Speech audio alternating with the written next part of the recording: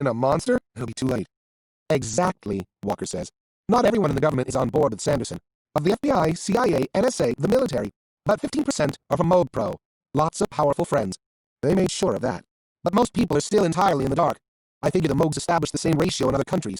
They know how many humans they need to control to get this done. And you're, what, the 1% that's fighting back? I ask. Less than one, Walker replies. It's a lot to go up against if you don't have superpowers, and what was that out there, an army of wolves? Anyway, my crew have been staking out Ashwood waiting for a chance to strike, or, I don't know, do something. When we saw you take the place over... All right, Walker, I get it, I say, cutting her off and setting aside the file. I believe you, even if I don't really trust you. But what are we supposed to do? How do we stop this? Get to the president, Six suggests. He has to be able to do something. That's one idea, Walker says. But he's one man, and seriously well guarded, and even if you could get to him, explain to him about aliens and bring him around to your side, there's still plenty of Moog-Pro pricks waiting to stage a coup. I stare at Walker, knowing she already has a plan and is just stringing us along. Spit it out. What do you want us to do? We need to win over the people who are still in the dark. To do that, we need something big, Walker says, totally cavalier, like she's talking about taking out the trash. I'd like you to come with me to New York, assassinate the Secretary of Defense, and expose Cetricus Ra. Chapter 16. I watch from the observation deck as the warship approaches. At first, just a dark speck against the blue earth, but steadily growing larger until it blots out the planet below.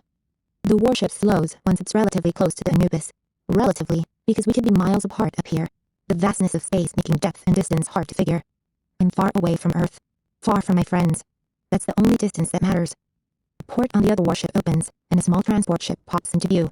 It's white, perfectly spherical, like a pearl floating through space's dark ocean. The little ship bobs along in my direction, and I can hear a grinding of gears and a whoosh of decompressed air. The Anubis's own docking bay, right beneath my feet, preparing to accept the visitor. At last, Cetricus Ra says, and squeezes my shoulder. He sounds excited for this new arrival, a wide smile on his stolen human face. We stand side by side on the observation deck, right above the docking bay, rows of scout ships and a smaller collection of the orb-shaped transports anchored below us. We are awaiting my betrothed.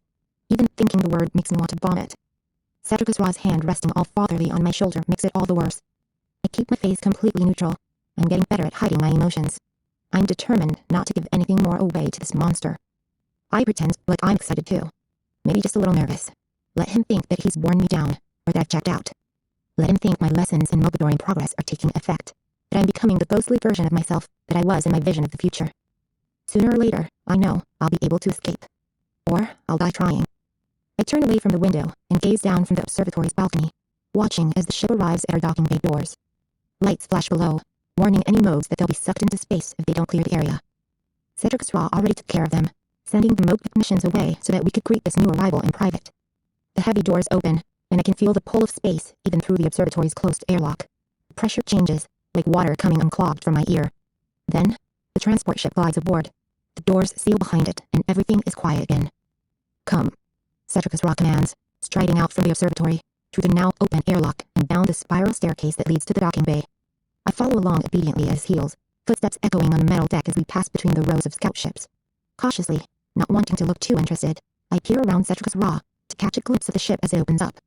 I'm expecting one of the younger Mogadorian Trueborn, some high-ranking up-and-comer, hand-selected by Cetricus Ra, like the ones I've seen nervously delivering status reports to their beloved leader. Try as I might to keep cool, I still can't help emitting a little gasp when Five steps out of the ship. Cetricus Ra looks back at me. You two are already acquainted, yes? One of Five's eyes is hidden beneath a gross-looking gauze bandage, a smudge of dark brown blood in the center, the edges sweat-stained. He looks ragged and exhausted, and when his good eye flicks towards me, his thick shoulders become even more slumped. He stops right in front of Cetricus Ra, his gaze downcast. What is she doing here? Five asks quietly. We are all together now, Cetricus Ra answers, and grasps Five by the shoulders. The liberated and the enlightened, poised on the brink of absolute Mogadorian progress. In no small part thanks to you, my boy. Okay, Five grunts. I remember Five being in my vision. He was there to escort Six and Sam towards their execution. Six bit right in his face, but I guess I'd glossed over that part, more concerned with my disturbing connection to Cetricus Ra.